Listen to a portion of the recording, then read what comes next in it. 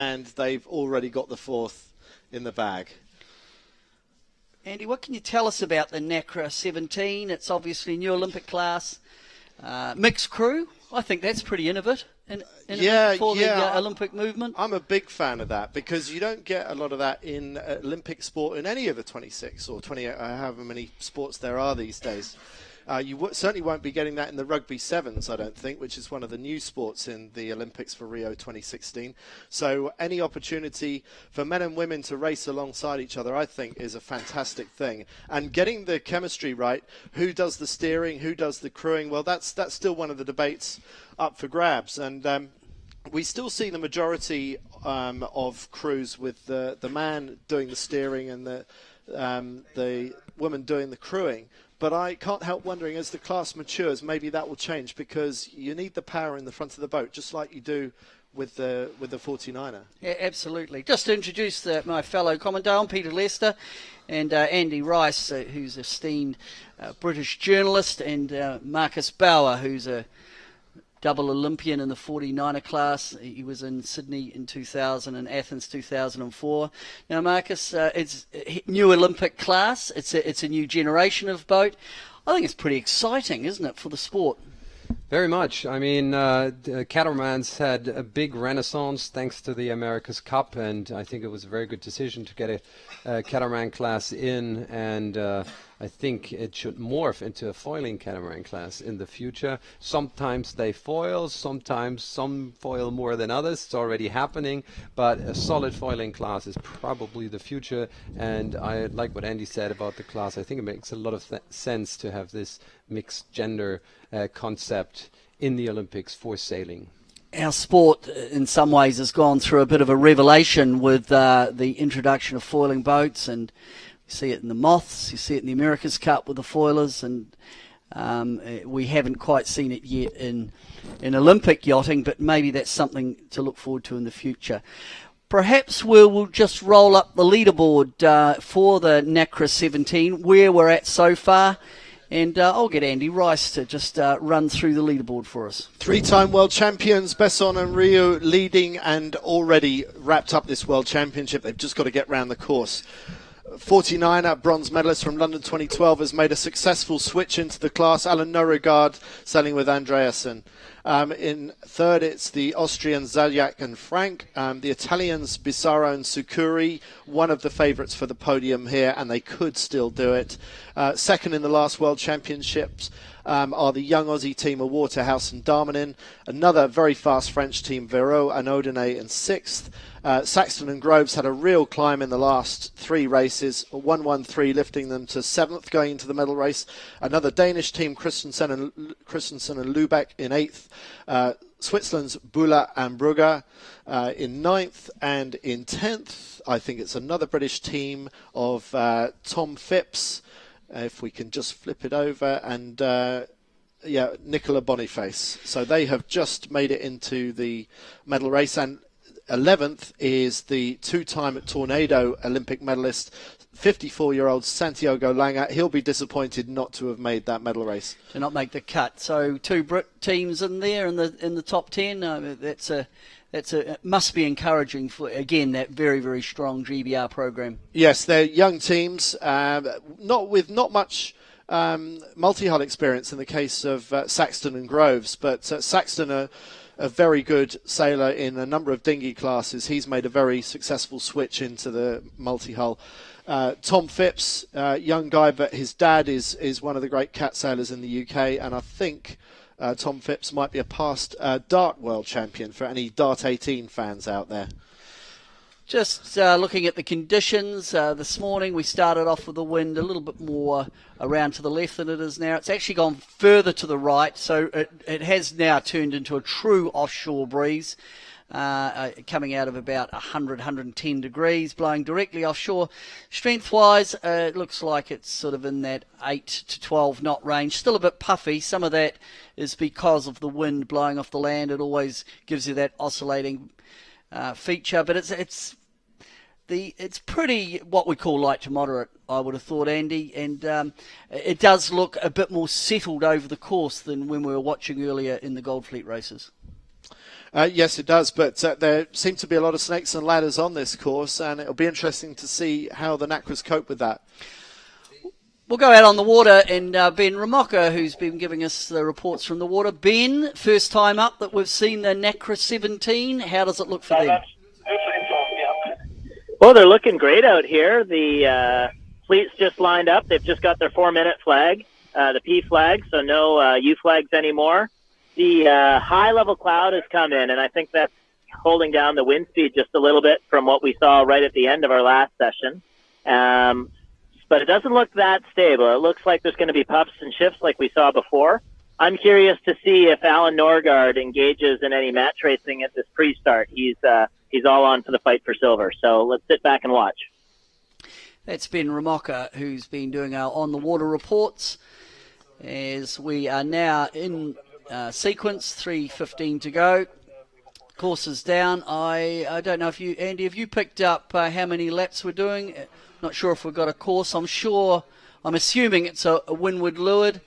In the past, it's been 2 laps. I've got the signal that it's a 2-lap course. So same as what we had in the first session this morning for Gold Fleet Racing.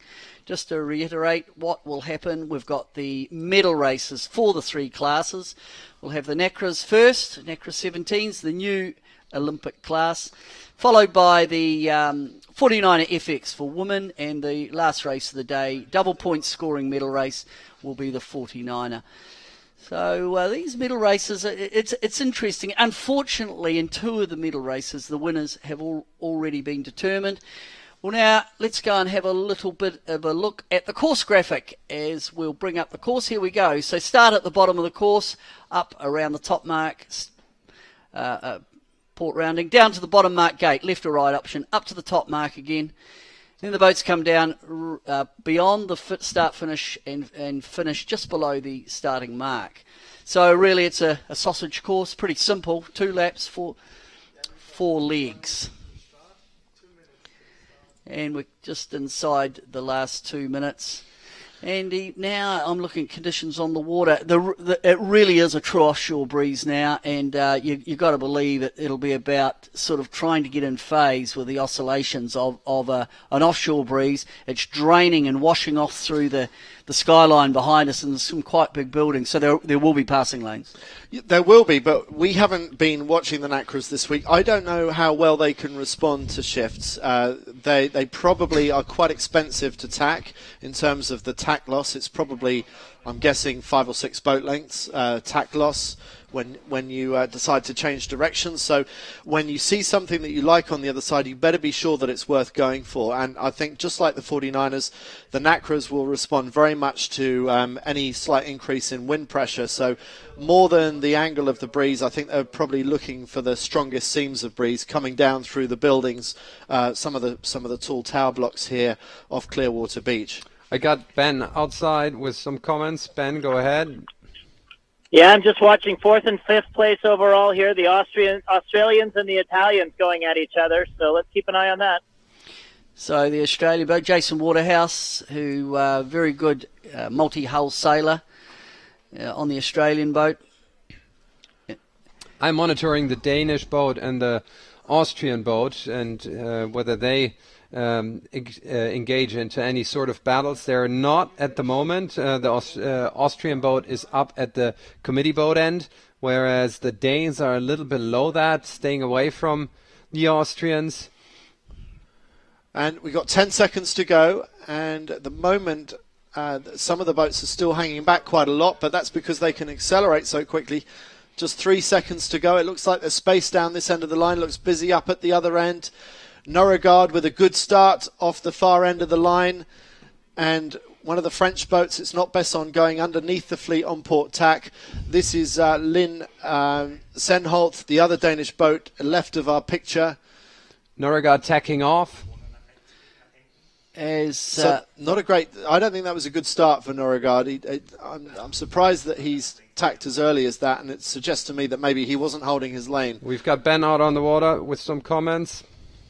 The Austrians didn't waste a chance to tack right on top of Norregard, so they're now sitting on him, and he has the ability to bear off and get and interfere with his wind. So right in front of us here, 254. and that is the GBR boat of Saxton and Groves. And they've had a good day. They've been quite strong in the afternoon with a 1-1-3 in their last 3 races. So that bodes well for that young team. If we can get the Danish boat and the Austrian boat highlighted, the battle is on the right-hand side of the course. The Austrians covering the Danes. If they can stay in this position throughout the race ahead of them, then they will win the silver medal. Currently, they would lie ahead overall. So that's the interesting battle. The question is, how far can they sail them down? Pretty far, but not all the way to the back of the fleet, I believe. Ben's back with some info. Yeah, the Austrians have really given it to Norgard here. Off and is now falling into the wind shadow of the Australian Waterhouse. So Alan has gone from looking like he was having a decent start to looking pretty awful. So we're looking back here. This is the British team. Again, Saxton and Groves. As we head up. So we're tucked in right in on that beach in the Clearwater Surf Lifesaving Club. But the race for silver and bronze is what we're probably going to focus on. Christensen and Lubeck have had a screamer of a start. They started down towards that pin end, and they've got a pretty handy advantage there. Yeah, and no one was challenging them down there. Well, because they're back in the pack a little bit. Yeah, they're down in 8th position. They're not really in... They're down in 8th position overall, so not in contention for anything, really. But the what I'm battle is talking, on what the I'm other talking side. about is that the others have given away distance because the pin end and what Christensen have done is clearly the right way to have gone. So someone has missed an opportunity to take the lead in this race. They have, but it's the group that are over further to the right that really the medals for silver and bronze will be being fought out as we just concentrate in here. We'll go back out to Ben. Ben, what are you seeing out on the water? I'm seeing Lynn Christensen just dominating, coming across in a big puff and a big lift, looking fantastic. There is more wind now on the right side than there was a little bit ago, but they're still suffering compared to Lynn in the middle of the course. So it's Ben Ramoka. So, although we're just concentrating on Christensen at the moment, it's that group that are in the top of screen, slightly right. That's where the action really is. Besson starting to, and Roux starting to also show up. They've already won the World Championship, so... Now it looks like the Austrians are crossing the ley line, and they're still continuing. They're going to wait for the Danes to tack and then tack on top of them. If we could get the flag on the Austrian boat and the Danish boat and focus in on that battle. Actually, the Austrians have tacked and they let go of the Danes. They can't get involved in a pure match race because the Italians, Bissara and Sicuri, are still within striking distance of the silver medal. So they can't completely afford to just disregard the others. And even the Australians have an outside chance of getting on the podium. So the boats that are fighting is Zajac and Norgard. As we look there, I think that's Alan Norgard coming across on... I think that's the other. Is that the other one? Yeah, Christensen again at so they're leading. We had them leading at the top mark. Although the animation is saying now that Saxon and Groves, who have been having a good day, are back into contention. And they're flying along, aren't they? They don't need a lot of wind to get them moving. But if these Danes, Christensen and Lubeck, have managed to get on ley line, then they are going to have quite a nice lead at this first mark. Now, as they approach the shore, it's all going to go a bit soft and funky, and the breeze might swirl around a wee bit. Let's go back out to Ben. He's probably get a little bit of a better aspect of the race than we have here. Ben? Yeah, the team in the weather mark here looks like even pressure. I was just going to comment that the British teams are in the middle of their trials, so there could be some play between those two as they try and get as much in the heads of the British selectors as possible. And Christensen and Lubeck safely round in the lead. but it's Norregard that's the more interesting one that we're focused on for this silver medal battle with the Austrians. So great if Christensen can win this race for personal pride, but it's not going to lift them into the medals as the leaders go into a jibe to protect that side of the course. Certainly the leading boat's a long way. They're gone. They're launched as we look who's in next. And it is Saxton and Groves going round next, followed by the Italians, Bissaro. And then it's Billy Besson and Marie Rieu, already with the World Championship wrapped up, but just going round the course anyway. The Austrians, one of the contenders for the silver medal, and at the moment they lie in silver medal position. With a 5-point lead over Norregard. Actually, as things stand at the moment, because Bissaro has climbed to third place, he would be on the podium, and Norregard is off the podium and fourth place at the moment. So it's all to fight for podium finishes as we look at the race leader at the moment. It's absolutely flying downwind. They're massively exceeding wind speed. And they're getting a bit of lift out of there. They've sort of got these sea foils, so there is lift to pop the bows out of the water. Not quite foiling, but again, this whole new generation of boats that can reduce displacement by getting into a foiling situation. Ben, back out to you. I was just going to comment that we can tell they're trying to foil a little bit stronger as they've got both of them trapezing and they've got both sets of foils down. They're lit up. They're going to have a massive lead at the bottom of this because they've sailed continually into a heading puff, and while the guys behind have been in a much higher angle. Well, I can tell you that, back to the scoreboard, Norregard has climbed to 9th, well climbed, he's second last, but that's good enough at the moment because the Italian team is in third. Italy needs to win one place in order to pass Norregard, or Norregard needs to drop back one place. See the boat speeds there, so 17 knots is... You see the variation of boat speed, that's just when pressure's on, or they can get into the semi-foiling mode, the downwind moding, as they head into that bottom mark gate. It's pretty fast and furious. This is not going to take very long, this medal race for the new Olympic class, the NACRA 17, and already around that bottom mark gate is the first boat. Christensen and Lubeck, they're heading back up to the top mark, but a little bit untidy with their Jenica takedown. But they're so far in the lead that that's not going to be a factor. They are pacey. First time I've seen them, Andy, and these things are quick, and they look lively. They look fantastic, don't they? No, they do. Absolutely flying downwind.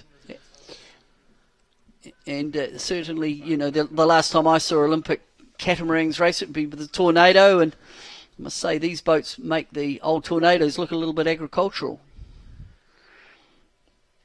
Fully stretched in, not much breeze, and you can see how hard the crew is working. If you look carefully, you can see the body movement really working against that main sheet.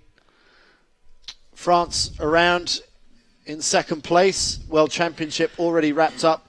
Saxton and Groves round in third, but a better rounding by the Italians. Saxton and Groves in danger of falling into the bad air from the French sails. Ben, you've got a comment? Yeah, just back in the pack. Norregard is trying to get one more spot by leaping ahead of the Waterhouse of Australia. He's just managed to roll him and then jibe just ahead, but it was very close. I'm almost surprised he went for it as he had to jibe over onto port, but he has taken another place. So Norregard's taken a spot from the Australian coming into the bottom mark. It's Waterhouse. Another very good cat sailor from down under as they come into that bottom mark. And we see Norregard followed by Waterhouse as now they work upwind for the second time. The Aussies second in last year's World Championships, but doesn't look like they're going to be on the podium this time. Another French boat going round there. Vero and Odinet. The French have always really liked these high-performance boats, cats, whether it's sailing an Olympic class, NACRA 17 or Jules Verne around the world. They really do. It's the many ways the home of multi-hull sailing. I've got some interesting news because Zajac, the Austrian, Zajac and Frank have dropped back to 7th place. It's tied on points again with Nurregard, who has bounced back to 8th place. If Zajac drops another place, he's in trouble, but the match race is on. If we could focus on that via the 3D graphics, the match race is on again. They're really close together, battling it out.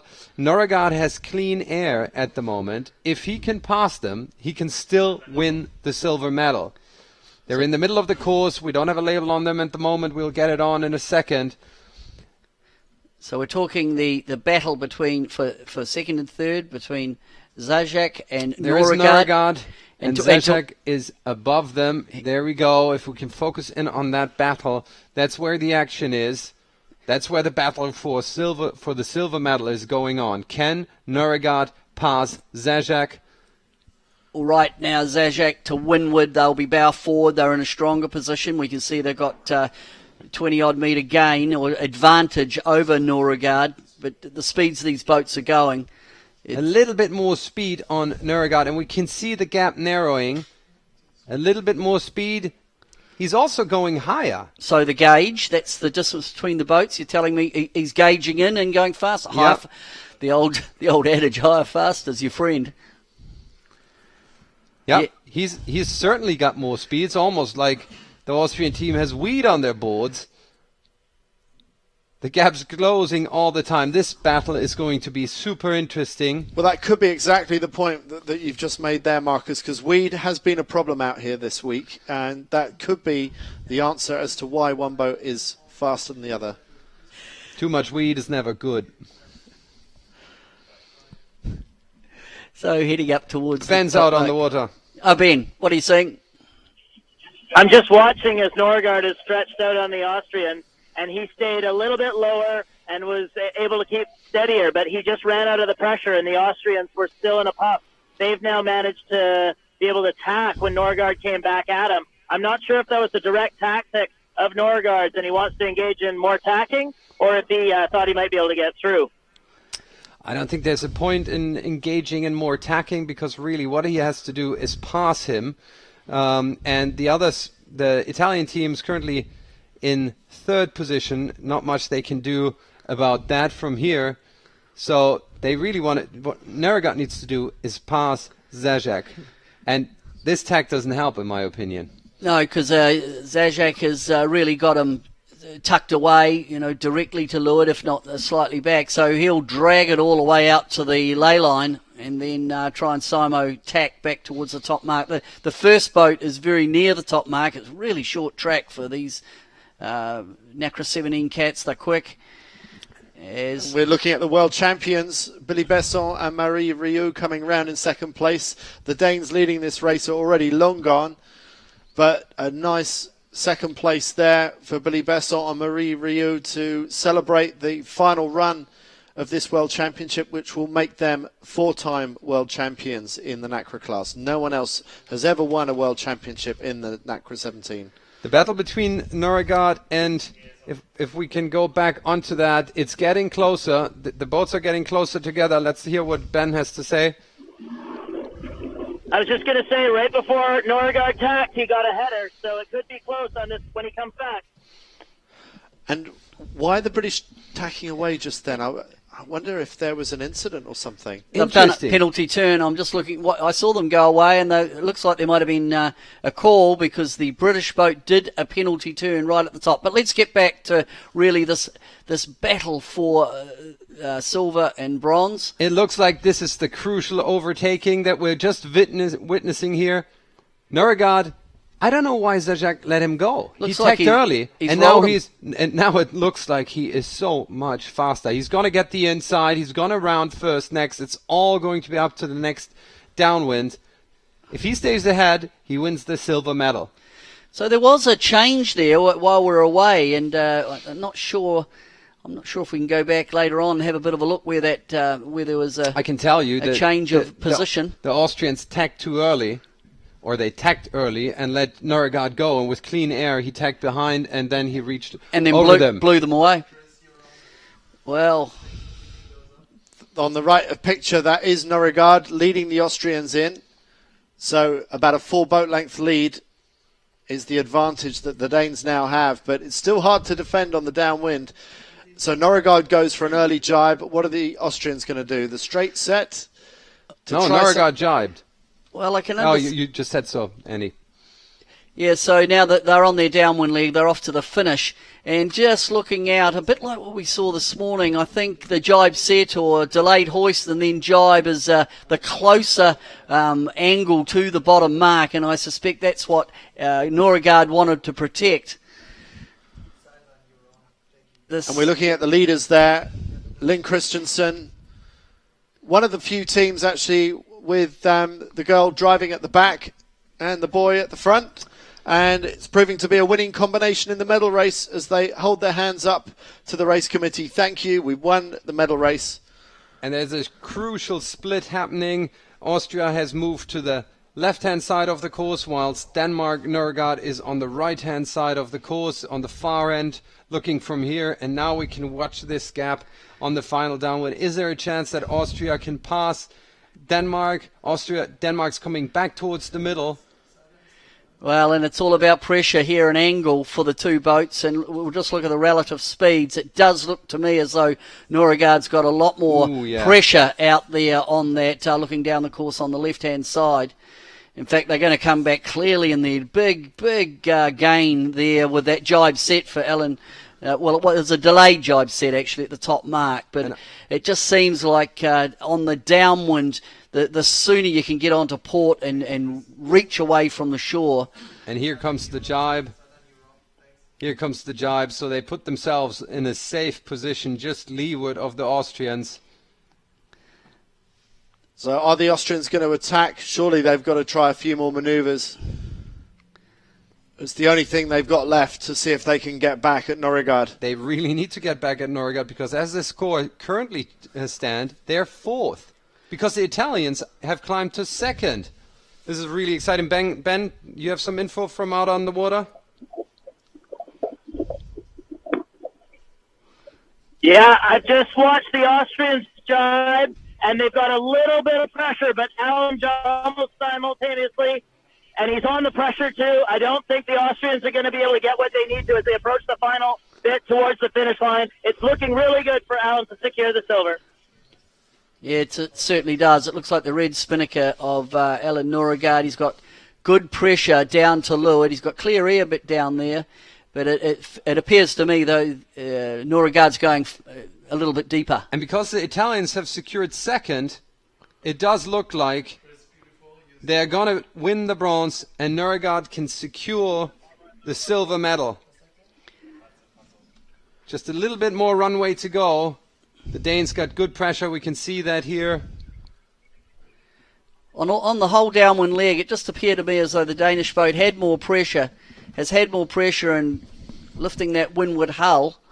And here they go. Norregard approaching the finish.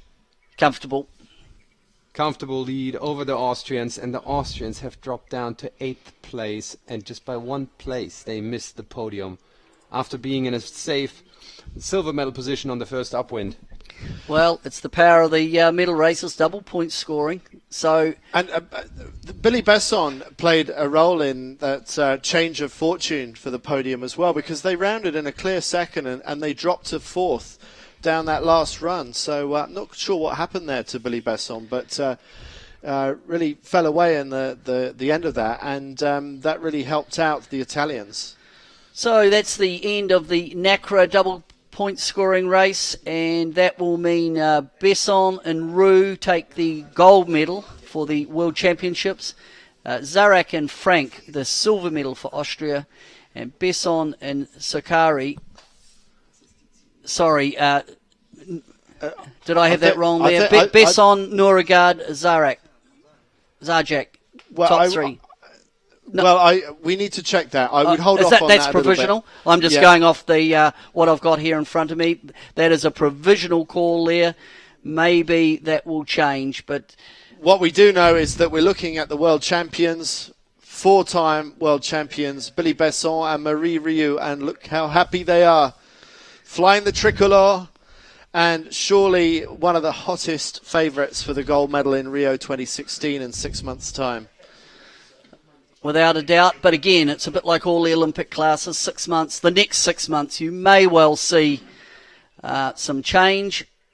As the European summer ramps up, there'll be a lot of work going in, but for sure, that crew from France, Besson and Roux, they will be the benchmark that everyone else will measure against and try and figure out why they have such a good advantage and the technology. So just, Andy, just talk me a little bit about the boat. It's a one design boat, supplied equipment, comes from one manufacturer. Yes, that's right. It's similar to the 49er, or maybe, yeah, it's similar to the 49er, except there are two builders in the 49er. There's one builder in the NACRA, so everyone gets their kit from the same factory, single supplier. And, it's proven to be very successful in a short space of time. And with the boat being so new, they're still trying to really bed down some of the technical aspects of the boats, and hence, with it being new and the teams are experimenting of configurations and how they want to sail their one design boat, there are some quite big differences out on the course. Yeah, and the French actually survived a measurement challenge earlier on in the week. There was a protest against them by the measurer in the class. The jury ended up rejecting that, so the French were unaffected by that. But it's a new class. It's going through some of the same teething problems that the 49er had early on in its life, almost 20 years ago, when some of the kit needed tightening up on the tolerances. So small millimetres of difference make a massive difference to performance. So in terms of looking ahead to Rio later in the year in August, do you expect that maybe we may well see some amendments to some of the rules for the class if there's a few little loopholes in there?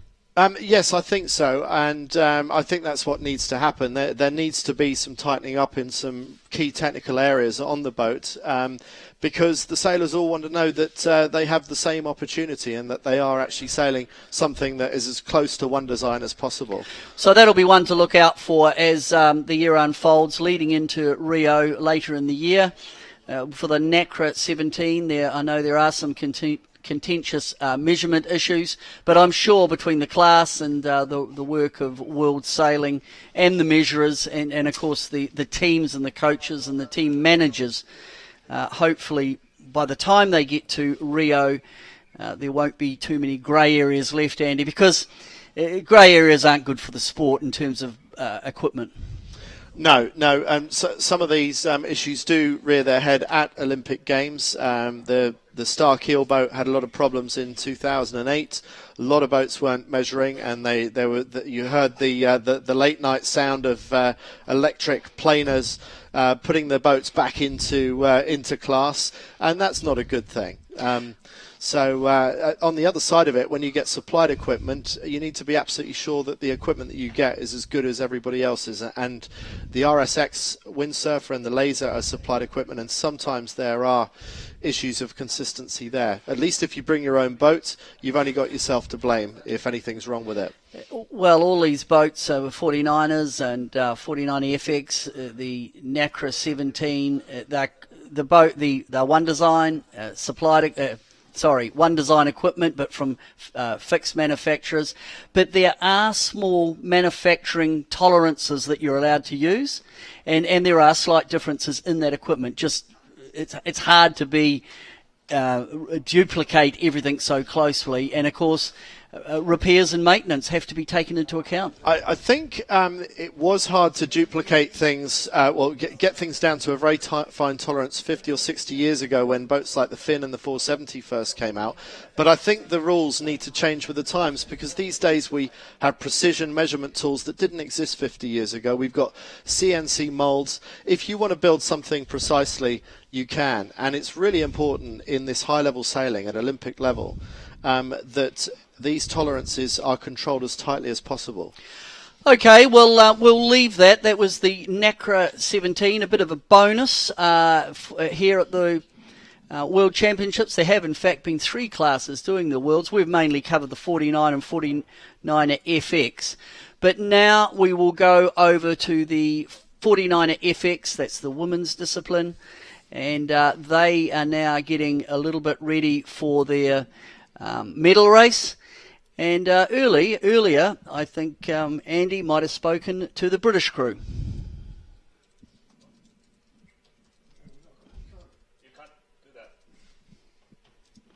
No, we're not quite ready for that one. Okay, that's all right. We will just come back to that one. So 49 at FX. This one really, it's the Echegayen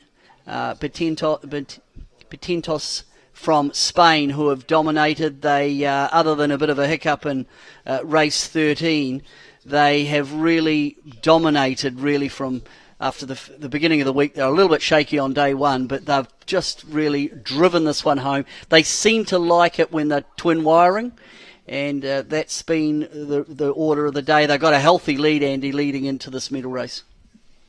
Yes, they do, and it was unfortunate for Conti and Klapsic that they had that incident with the Americans that led the Americans to capsizing in that final Gold Fleet race, and the Italians taking that penalty turn really knocked them out of the hunt in that particular race, and it's made the task of defending their world title very much harder.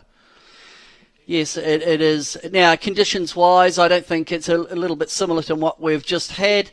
Again, true offshore, really short course. The people sitting down on the end of the end of the jetty, they'll be enjoying the racing. Okay, we'll have another go. We'll just go back and talk to the British crew, the Dobson crew, and see what they had to say to Andy earlier on. So a couple of weeks ago we had a World Cup in Miami as preparation into the Worlds. It's not our favourite venue and it's very flat water, unlike this venue that's got some chop and some shallow water challenges for us. But it was a challenge for us and it was really good preparation building up for this regatta. Well, it's reasonably far away from the game, so it's a good opportunity for a peak event of the year. So we're really looking forward to bringing everything we've kind of got. It's a good opportunity for us to just see where we are against the fleet when we're trying to do the best we can. Well, coming off the back of Miami, the Kiwis completely smashed Miami, so I think they're probably coming into this with some really good form. Obviously the Brazilians and the Italians have been medaling pretty much all the time for the last 2 years, so I think they'll be there in the hunt. It's also part of the Danish trials, and I think they're kind of really bringing a different level at the moment, so I think there's plenty of people who are really stepping up at the moment, so it should make for a really good week. And it's a really interesting venue in that it's either blowing a howly or not very much wind at all, so depending on the conditions you could see different people out there. Good point there by Sophie Ainsworth about the variety of conditions that you get here in Clearwater, Florida. This is the first flat water day that we've had here. It's been really, really lumpy on previous days, and on some occasions it's been mast breaking. Certainly it was at the beginning of the week. It was a bit of a storm went through, and it was in this area as we look up off the racecourse now, up the canal, under that bridge, and the race control and where the boats are all kept are just round there to the right on a lovely little beach. But that British pairing currently going to this medal race. They're in 9th position, and they got 92. Yeah, they could move up the leaderboard, but probably it is a big ask for them to get any higher than maybe 8th. But and that's currently 8th. We've got the Danish pairing of Hansen and Iverson. As we look at that lovely drone shot of looking down the beach at Clearwater, we're situated down by the end of the pier, midway down the end. And the race course area, if we come out to the left, you can imagine off the end of the pier there, that's where we're situated. One of the dramas that we were following earlier was who was going to win the Danish selections in the FX.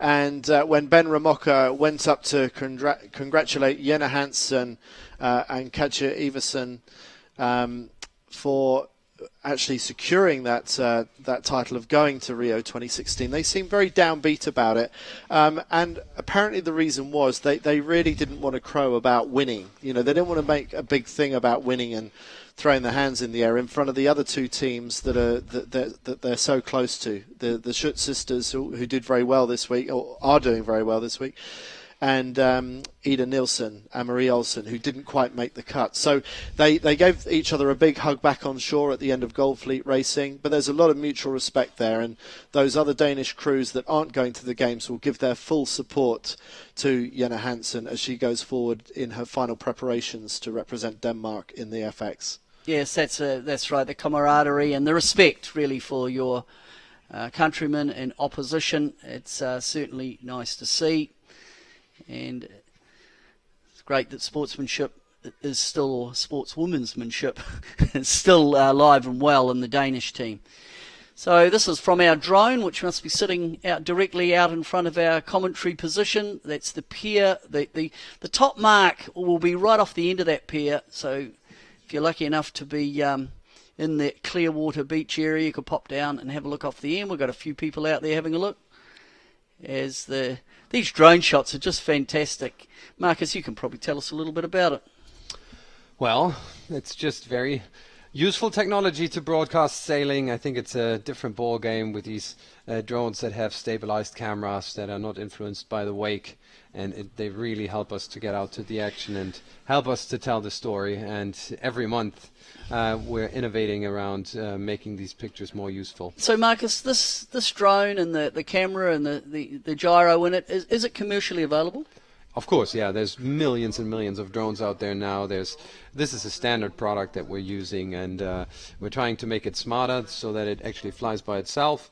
But what we see here is standard technology. Let's go back out to Ben Ramoka on the water. Ben, give us a lead-in to the 49er FX race. Well, I was actually going to comment on what's going on in the air here. There's a biplane from the U.S. Army going around. There's a local helicopter filming the races, and there's our drone. So let's make sure they're all flying at different altitudes. As for this medal race, there's a lot of people hoping to fly high here. And with so many teams who could take a medal and there's so much familiarity with each other, should be a pretty exciting race. Certainly will be exciting, and we look, Andy, you've been studying the points. Who, in terms of the top three, who's got a shot? Where should we be concentrating our efforts trying to figure out first, second and third at the end of the medal race? Yeah, the question is, will the Italians try to gun for gold? Will they try to topple the Spanish? Because it's quite a push to do that, and they're going to rely on some Spanish failure, really, for that to happen. So I think that the Italians are going to focus more on defending their silver medal position, where they have, breathing down their necks, the Danish, the Schutz. They have Grail and Kunz, never finishing outside the top two of any previous World Championship, and Yurtzok and Lawrence. So I think that's where the battle's going to come from. Beckering Dutz could still get it. They could still get onto the podium, as could Maloney and Meach. But Grail and Kunz, they haven't had a great day today, but I think that they have the form to get onto that podium. Yeah, anyone out of the top five, it would certainly be a bit of a revelation if they got up into the medals. I think from Yurtzok up, really, that's where it's at. And can Grail get back on the bike and get back, in medal? She was on a roll, absolutely on a roll, and that she just sort of fell off it this morning. But now we've got another condition change. It has settled down a little bit, but it's shifty and it's quite patchy. I like your comment. Will the Italians have a crack? Yeah, the Spanish, they looked a little bit more vulnerable in the lighter breeze. As soon as the Spanish can stretch their legs, they look strong. Here's Lutz and Boyka. They are the 10th to go through into the medal race. And the ones that just missed out were the Swedes, Grossen Johnson and Ida Nilsson, that Danish sailor who has been in the top. She's been on the podium in the last two World Championships, but not even making the medal race. Okay, 2 minutes. It's the same course up to the top mark. It's the L2 course. That's 2 laps, 4 legs, downwind finish. Pretty simple, pretty easy to understand. The start is between the 2 orange flags. And the wind conditions, it's shifty and it's patchy, but it is constant over the course. And if anything to go by from the previous race, that jibe set at the top mark seemed to give you a better exit away from the land. It will be interesting to see what the 49er FX women do. On board with Julia Conti and Francesca Klapsic,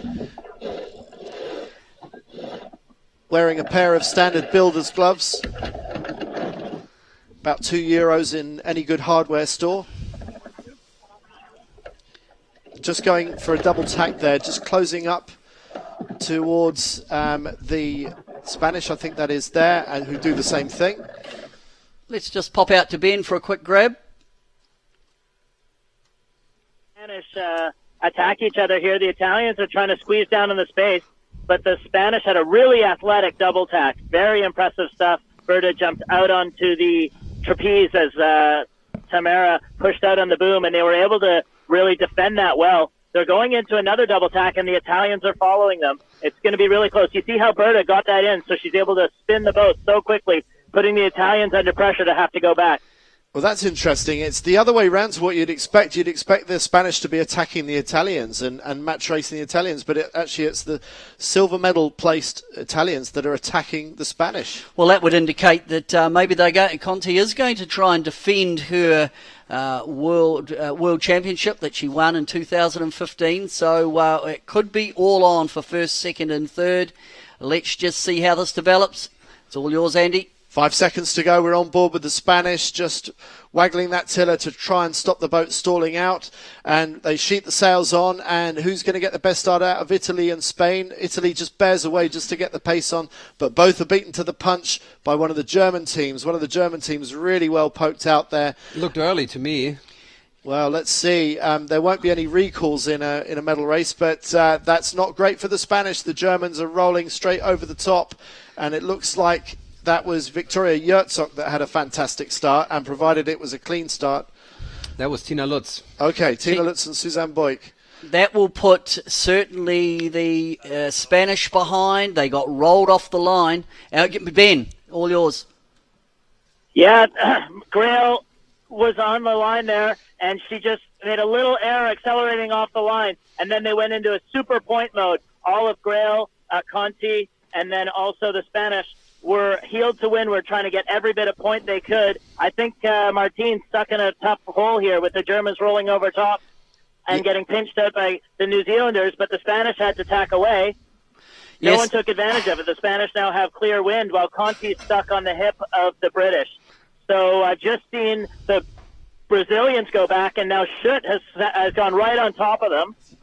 So now Martine Grail's had to take another tack. So she's probably sitting close to last, and the Schutts have got clear air, and the Spanish have clear air. Well, that's the issue when you get bounced, even in a 10-boat fleet. It's really a snowball effect if you get shot out the back, and then inevitably someone else is looking for a lane. And that's what happened to Martine Grail. She got bounced and then bounced for a second time. And given that each tack you lose, Marcus is telling me, between 1 or 2 and 3 boat lengths, it very quickly you're out the back door, and we can actually see there what's happened to Grail with that downspeed tack. She went out the back door very quickly. 2 downspeed tacks, and Marcus, it happens so quickly. Yeah, absolutely. We got Ben again out there who has a comment. Big shift in from the left here, and the girls on the left are in a huge bit of pressure, and they're lifted at the same time. So even though Grail really didn't win out on any of her rivals, she might get across them based on the pressure. So the wind has rotated to the left, and that's why now all the fleet are running across on port. They're trying to milk this left-hand shift as much as they can. And it's when you're in, if the breeze goes left, if you're in the left, you're going to really try and capitalise on that gain by getting back to that right-hand group and making a cross. And I think it's already turning back towards the right, so they've still got good breeze. But I think the reason why Maloney and Meach have come to the fore is because they're the most right-hand of this left-hand group. And that's a really quick gain for Maloney and Meach because they looked a bit buried. They were very second row just a minute or so ago, but they positioned themselves really well to take advantage of that wind change. They did. They got bounced off, so Maloney and Meach showing up in third, but it's Lutz and Beckering and Hansen, Maloney and Jerksock make up that top 5 and Grail 6. So she's actually come back. Even though she got bounced twice, she ended up getting bounced to the left-hand side and so was able to consolidate. So a little bit of a get-out-of-jail card there for Martine Grail. Yeah, the Schutt sisters must have thought they'd have sort of got rid of Grail and ruined her race, but it actually inadvertently put them off to the correct side of the course for this mid stage of the race, mid stage of the first beat, I should say. So heading up, they're about 2/3 of the way, maybe just over halfway up the first windward beat. Hansen, Lutz, Beckering, Maloney at the moment on the graphic are showing to be the top 4, but it's close. And the wind is moving around so much, it only takes for one side of the track to get strong and big gains to be made. Marcus, what are you seeing off your data? Because you've got a lot coming in, and I'm looking at your tracking, and the tracking trails are all over the shop. Well, to be honest, we've seen worse today. I mean, it's been more shifty, and what I can tell is that the speeds are not that uneven over the course. Maloney and Meach currently quite slow. Great differences in maneuvers. Grail and Kunze already have 5 tacks in the bag, where other teams like Lutz Boyke have only done 1 tack. They're into their second tack right now. So we come up towards the top third of the course now, and the boats coming across on starboard. That's the New Zealand pairing of Alex Maloney and Molly Meach. And they do have a lot more pace on at the moment. So they've got a little bit of a roll on, and they're showing to be they're saying up in second at the moment, but still a bit to go. Now, look at that following seaway there. That's interesting, isn't it? What's going on there? Andy, there seems to be a bit of a seaway running in towards... I'm not talking about the chop, I'm just talking about those small swells. Yeah, and if you get on the front end of one, you will pick up speed and make some gains. Very much so, but where it's coming from, I couldn't tell you. I can't see any aircraft carriers going past. I don't know where that's come from, but it's certainly very nice to have when it's coming up behind you, giving you a little push. That's a big wind down for... no, it must be so they must have got, again, a big left-hander, the New Zealanders. Dangerous place for the Germans to tack. Top mark coming up, so it looks like New Zealand have done a very good job. Alex Maloney, Molly Meach, as they tack towards the top mark. They worked it well because they're a bit deep off the line. Yeah, very good recovery. Really helped out by that left-hand shift, but they positioned themselves really well to get out of that second row start that they were in for a while. So, Hansen and Everson coming round for third, and a bit of a gap for these top 3. There is a bit of a gap. Up goes the black spinnaker of the first and second, and earlier on you see there was some sailors have a preference for colour, and black was one of the ones you mentioned, Andy. They look on a very high angle to me. I think there are opportunities for somebody to jibe off if they think that there's breeze to jibe into. Well, that's what the Nacras did. They came round, and it just seemed the cleaner way to get away from the shore. The effect of the wind shadow of the shore was to jibe at the mark. But the first 4 boats. If I was the Dutch in fourth, they've got a big gap behind, I'd use the opportunity to attack. I'd jibe off and see if I could attack the front 3. And swell on there, which from that RIB that went round the bow of Maloney. The sailors don't like that when powerboats interfere, or especially sail or motor around the bow. The wash, the wake has an effect. I see the first boat has jibed away. We'll just monitor that. I'm surprised that the New Zealanders have carried on this far and not wanted to be, almost the first in the train out of that corner. I think the Dutch are looking good for having jibed off, and I'll be interested to see how Beckering and Doots come out of this. I feel a little bit concerned for Maloney and Meach. They're starting to look a bit exposed there. Yeah, I think, yes, I'd agree. I think the early jibe, we certainly saw it earlier in the day. Ben Ramoka, what can you see? It looks tricky. Yeah, I'd say the Dutch look pretty good for a second, but now they've fallen out of the breeze. The team looking best right now is Hansen, who's just rolled Lutz for second place. And the Kiwis on the far side have got a decent bit of pressure right now. They're moving well. Yeah, you're right. We're looking at the Kiwis, and we were concerned about their welfare out there, but they're actually trapezing, Andy, and they're sailing deep, which would indicate they're in pressure. Yeah, so maybe you can stay there, but the leverage is enormous, and when you're leading, you tend to want to reduce the leverage. So I'm still concerned for them. I just think things can change out here. And they look headed, so that they're out there, they're twin trapezing, and it looks like they've also got the breeze heading them on the left, so that would mean on the opposite jibe they would be lifting. Beckering and Dutz are catching a gust on the right-hand side. Wind is getting stronger there. What surprises me is that we see Hansen and Salskov-Iversen jibing away on the right-hand side towards the New Zealand team. I think the Kiwis are in trouble. I think they would have jibed by now. I just feel they don't have the air to go back on anything. Let's go back to Ben. Looks like Becker and Deutsch are about to get a puff as well. So they've gone from a good-looking position to one that has more wind. The Kiwis look very powered up, though, but incredibly headed. So maybe they're just struggling to get back. I'm not sure why they're there. Hansen's jibe looked terrible. She came out of it on a very high angle and hasn't had much pressure, but she seems to be doing okay now. But what I would say is for the New Zealanders who are with there now, they're actually still on the making board to the mark. Marcus, you're very good at making board to the mark. But down on their inside, there's someone coming down there with a lot of pace. But there's a huge shift happening as they head down into that bottom mark. We can see Alex Maloney looking under her boom. And I just wonder if they've been caught out a little bit here by taking so much leverage that, yes, they're going to come back on a lift. And they're really going in a right angle to the course. They're going slow now. This is going to turn out really interesting. The boats are on the very far end they look a lot better. No pressure on Maloney and Meach in the foreground, and we see the two other boats, that's the German boat and Beckering and Dutz closing in. Yeah, look at the speed difference. This is a disaster. I think the speed difference. But I think they got caught out. When the train went and jibed, the New Zealanders, for my mind, should have gone before the train. Before that first jibe, but no, they just kept going and kept going.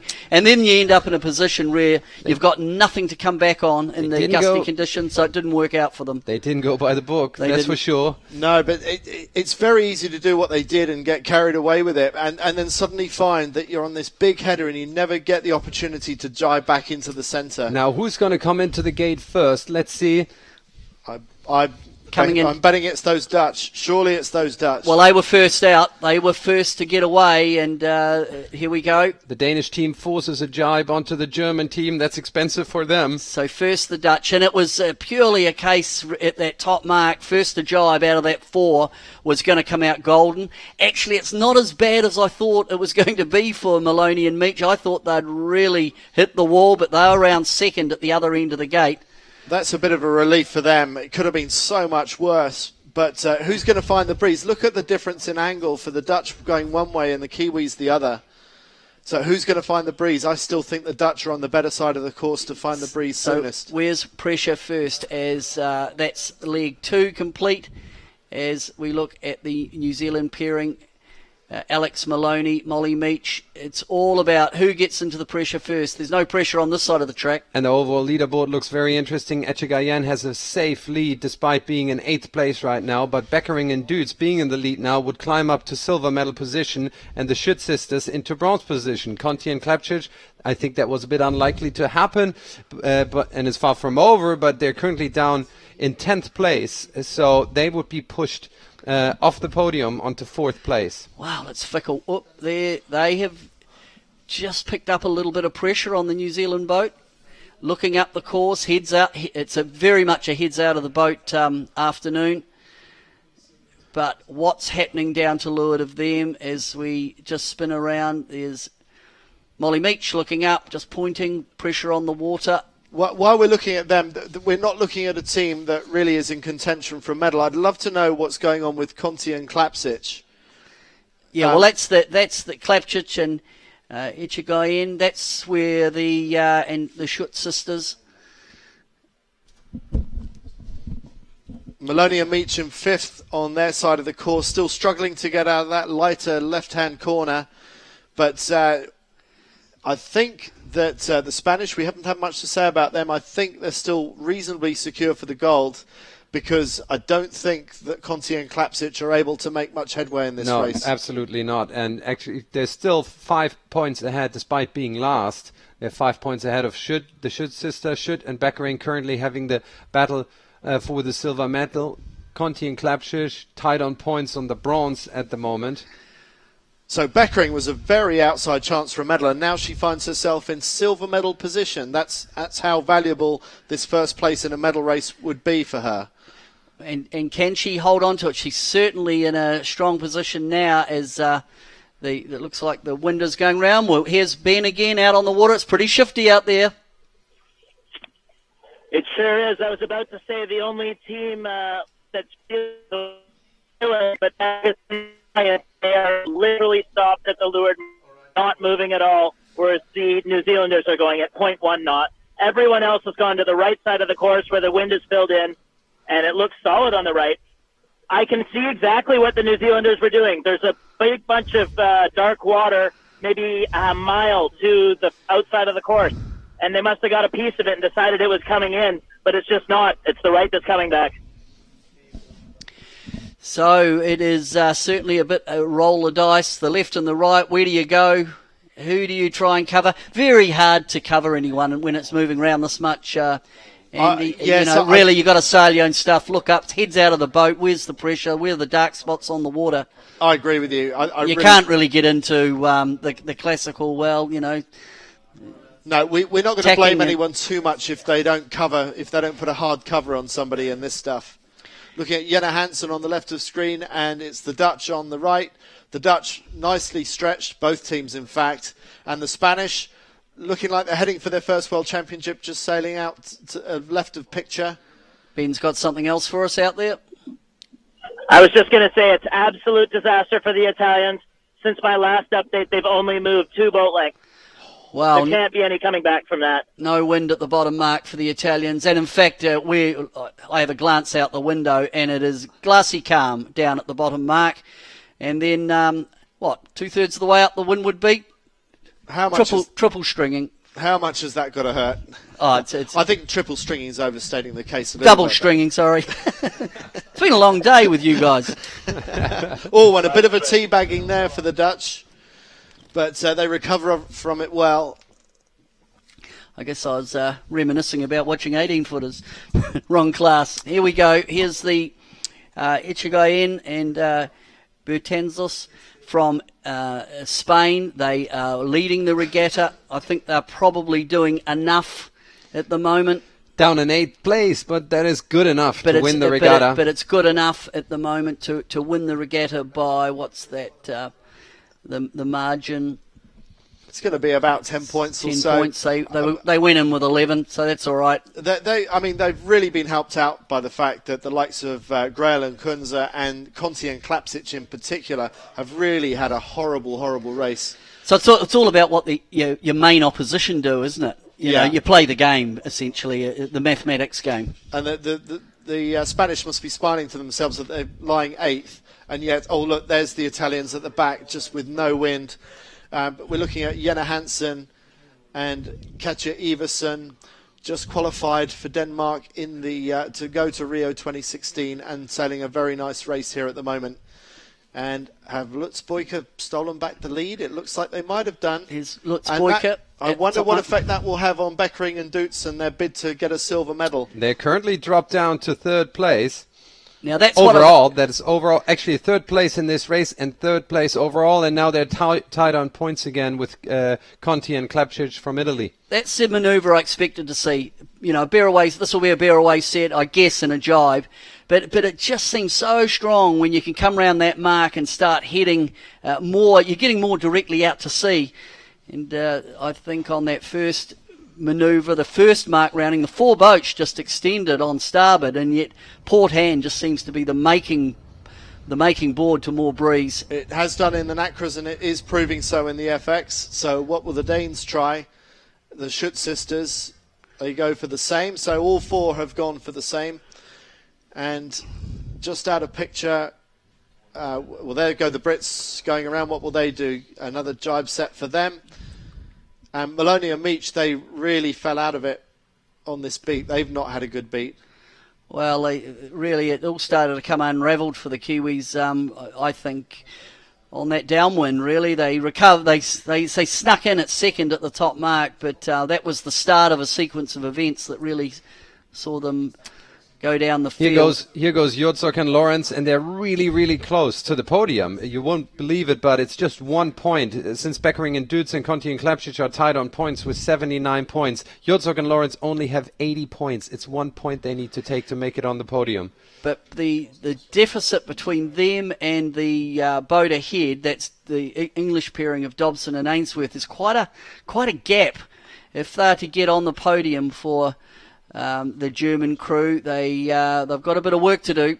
They need a good bit of pressure, and to be able to, I'm just looking out the window, it looks like they've got good pressure at the moment, the trailing boat. So if we look up at Dobson and Ainsworth, it's the boat directly behind them we're talking about, and they're fighting for a podium finish. But Beckering has to stay in third position in order to not be taken by Jozok and Lawrence in the overall scores. We've got Ben on the water. I'm just down by the finish line, and the hole that the teams had to sail around at the leeward marks is still here, especially on the left side of the course facing upwind. So I'm a little bit worried about Lutz and Boyka, who have leveraged themselves to the middle of the course now, allowing a few teams to get the leverage on the side we've seen more wind. So they've just come back, but now that Hansen's going for her jibe, I feel like she's probably sailed around the outside. Jenna Hansen jibing that. She looks okay, but I wonder when they're going to hit this patch that Ben Ramoka was just talking about. When are they going to run out of air? When are they going to hit that patch that really did for Giulia Conti's chances of winning the World Championship and may well rule them out of the podium altogether? It still looks okay for Breeze at the moment. Well, looking, what's happening out there, just ahead of where the boats are now, Hansen and Iverson, they're going along nicely at the moment, trapezing, but between them and the finish, there's a big flat spot. Now, will that develop and disappear, and Breeze will go through? They've got a big header at the moment. In fact, at that angle, they'd have to take the Agenica down to get to the finish. The Breeze is going all over the place. So it's getting really funky as and now they've hit the wall. It's almost like there's a wall out there of artificial wall, and this race could start again. This could turn upside down. They're only a matter of, I don't know, 200 or 300 metres, 100 metres from the finish. Ben, you must be ugly. Right there. That's alongside. Ugly. Let's have a look.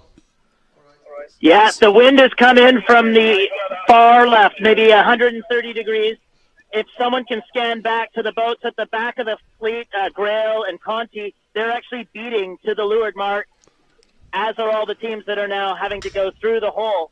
So this race is going to start again. All the boats that tried to sail around the wind and sail downwind are stuck. It does look like Hansen has a piece of the wind and is most likely to make it. The Dutch, the Germans, the Schutt, Dobson, and Jursock are all stuck right now. And then the back markers, including New Zealand, Spain, and Brazil, are speeding up wind. Doesn't look fantastic for them.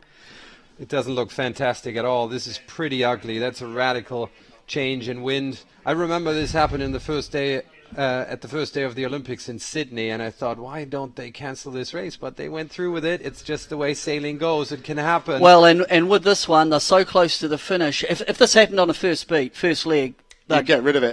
They'd can it. But they're only, 100 metres from the finish? You can probably tell me, Mark. It's not far. And I suspect prudent race management, they'll probably let it run, even though it's done just a huge, that's the bottom mark, gate mark. So I'm sure this one will run its course.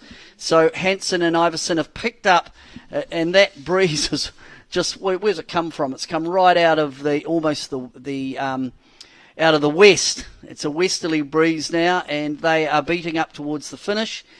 And then there's a blanket over the rest of them, some of them are just sitting in a hole going nowhere. Maybe this is the breeze that Ben noticed earlier, and he said maybe that was the reason why the Kiwis had done what they'd done. They just did it a lap too soon. Back out to Ben. Yes, Andy, that's exactly right. This is the breeze that the Kiwis were going for, and unfortunately for them, they were about 10 minutes too early. It's now in. It's actually very strong. It's probably 8 knots already. Here I am, only a few boat lengths past the finish line, and it's full in. I think the next boat to get it is going to be the Dutch, so the order will be maintained. Maybe then Lutz and Boyka, followed by Yersok. There's a bit of a chance Dobson could get it as it fills in, but it's quite strong. We're gonna have to reset the course. Well, let's keep an eye on those boats crossing. If we can keep an eye on the finish line, if we can keep an eye on the finish line with the drone shot, that would be fantastic. And it looks like the Dutch are going to come across in second, and that is going to be absolutely critical to their hopes to actually be able to win a medal here in Clearwater. So a good finish for them. Will it be enough for the silver? Will it be enough for a bronze? It's all so close on points. So that is the Dutch pairing coming over the line. So that's Bickering and Doods. So they're through the finishing line. So we've got the first two. Around me, people are furiously doing points. And who's coming across next, across the line? If we can keep the drone closer to the finish line. Pop the drone over the finish line. There must be an orange flag as the next one's coming through. As we look down, all pairing. It's Germany. Germany. No, it's not. It's Lutz and Boyk. And then it's Yersok. And then it's the Danes, the Schutters. And it's all so close. It's all so close. We can't tell you who's won these minor medals yet. We're pretty sure that Spain is about to cross the line for the gold medal to take the World Championship for the very first time. But who has got the silver and bronze? Well, I think provisionally it could be the Danish pairing of the Schutt sisters. And then Yoksok and Lorenz. Provisionally, that's what it looks like to me, coming off the data that I've got. And here come our gold medal winners, the Spanish, number 23, just about to cross the finish line, and surely they know that they will be winning the World Championship, and they reckon they do. Big high five from the Spanish. Fantastic. Pump of the fist, and we have new world champions. The Spanish pairing here, they've sailed extremely well, and they've survived the medal race to take the gold medal here at the 2016 49er FX World Championships here in Clearwater. And yet another... High five! Big high five, but yet another winner, a new winner of the World Championship in this class. Yeah, that's right, isn't it? So over the 4 years that they've been going, 4 different world champions. Yeah, and that's really an indicator of how open it's going to be going into Rio 2016 as well.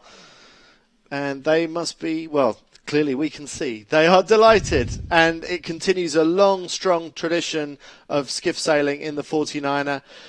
Gold and silver medals for Iker Martinez and Javi Fernandez in the men's 49er, and now we see with these girls, the London 2012 gold medalist in keelboat match racing has a real chance of getting another gold at Rio 2016 based on what we've seen this week. Absolutely, especially they've got 6 months now to maybe just work on that light air condition. They did look to have a wee bit of an issue there, but any time they get trapezing full and using the full power, they were the team with the legs. They absolutely were. They really dominated the stronger breezes. You wouldn't recognise this place based on what we saw earlier in the week. We really have seen a full range of conditions, and so we see very worthy world champions being decided in these 3 Olympic classes today. Now, what I find ironic is, it looks like second place has gone to Denmark, but not the team that will be going to the Olympics.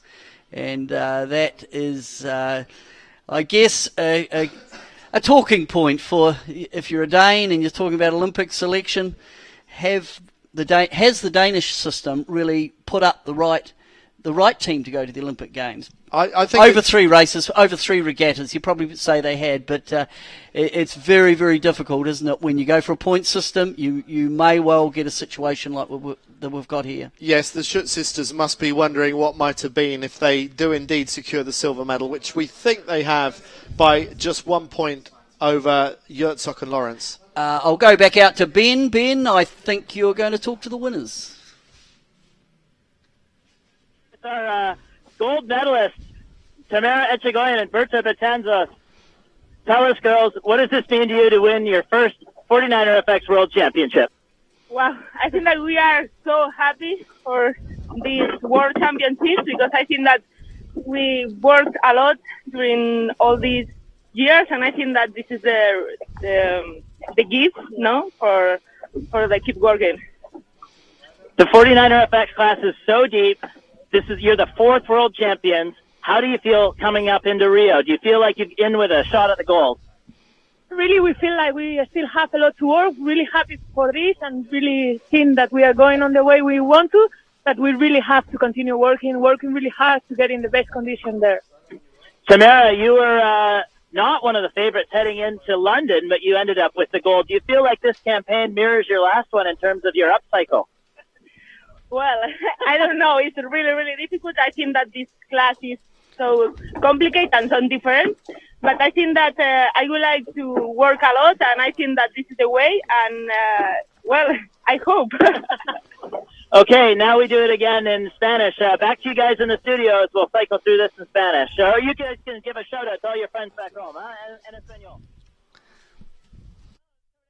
Very excited, and so they should be. That's a wonderful win for them, and she could be in for another medal and even another gold medal at the next Olympics. From coming over from match racing, keelboat match racing, to sailing a 49er, within the sport of sailing, you couldn't be more different than that. And actually, those match racing skills could come in useful at the Olympic Games. So often we see medals decided with a bit of match racing at the end.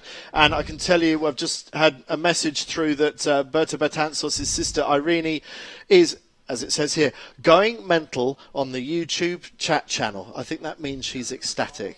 Wonderful. Wonderful. Let's go a call out to Irene. I hope you've enjoyed the coverage. It's been a pleasure bringing it to you. And congratulations to your family. So the interview's going on out on the course as we look at the 49er FX, the boats and the points. Marcus, you run us through the points. Yep, that's the preliminary results, not officially confirmed, but we're quite confident in the results. As we said, the winners are Echegayan and Betanzos from Spain. A silver medal goes to Schütt and Schütt, the Schütt sisters from Denmark. Jotzog and Lawrence come third. Beckering and Dutz in fourth place. They just dropped out of the podium through that crazy shift we saw in the end. Conti and Klapschich in fifth place. Grell and Kunst in sixth. They'll be disappointed, I'm quite sure. Seventh place, Hansen and Salskov Iversen. They will be ecstatic because they're going to the Olympic. Maloney and Meach, probably not what they were after, in eighth place. And Lutz Boyke in ninth. So the first time that Grail and Kunze don't make the top two in a World Championship, that's a disappointing finish for them. I feel very sorry for Conti and Klapsic, just left parked at that leeward gate on the final lap. That really did for their chances. But Marcus, Jotzog and Lawrence, a bronze medal for them. First time on the podium in a World Championship. First time on the podium for a German team? In a World Championship in the FX? I think so. No, they came third in Spain. I think they were fifth. Are you sure? Yeah, I'm pretty sure.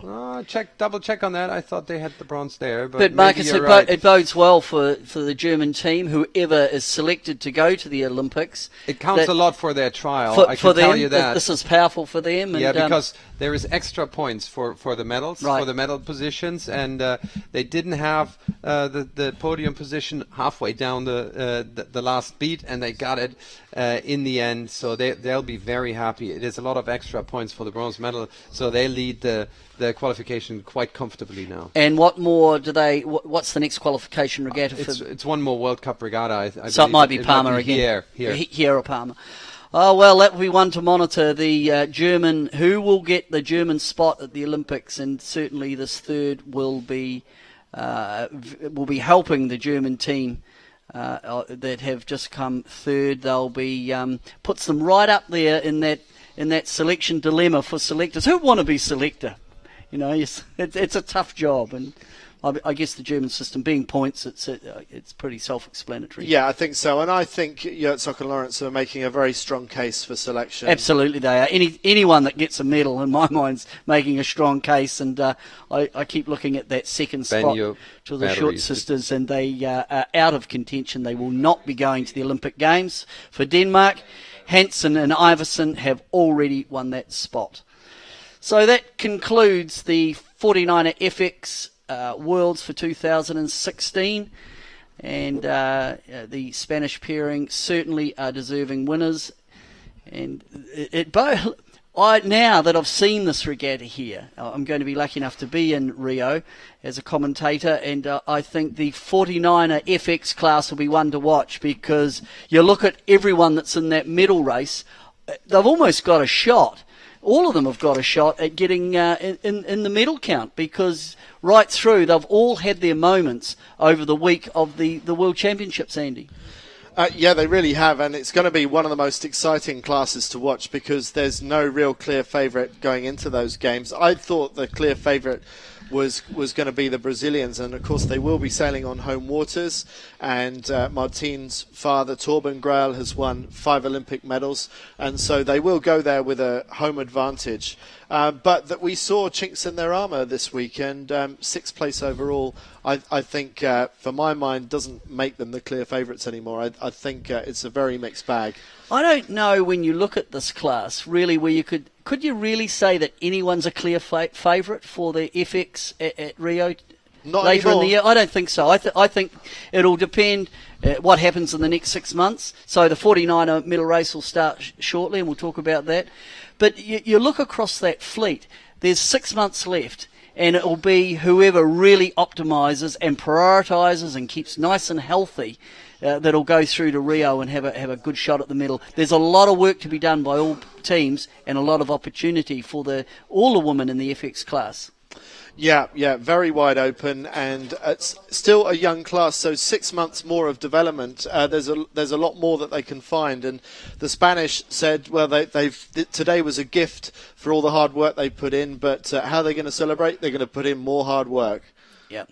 And what they have going on there for them, in my mind, is winning here, but already that wonderful thing of experience of going to the Olympic Games, understanding the culture. It is different, and Ichigayen, having already been through that in London 2012 and winning, she knows the game. Yeah. It's not in this boat, but she knows the game. She knows the pressures of Olympic. And I guess if I was looking through, if there's any wind around, watch out for that Spanish team. Yeah, absolutely. Well, 49er, that's the end really of 49er FX racing. We have a winner. It's been intriguing. As we sit here now, we're just getting set up for the 49er class. And really this one, they're racing again for second and third. A bit like watching the NACRA FX, because just to tell you, Peter Burling and Blair Tuke, they are racing because they have to do that, but they've already got the gold medal sewn up. As we're getting prepared for that final medal race, we can look at the overall results.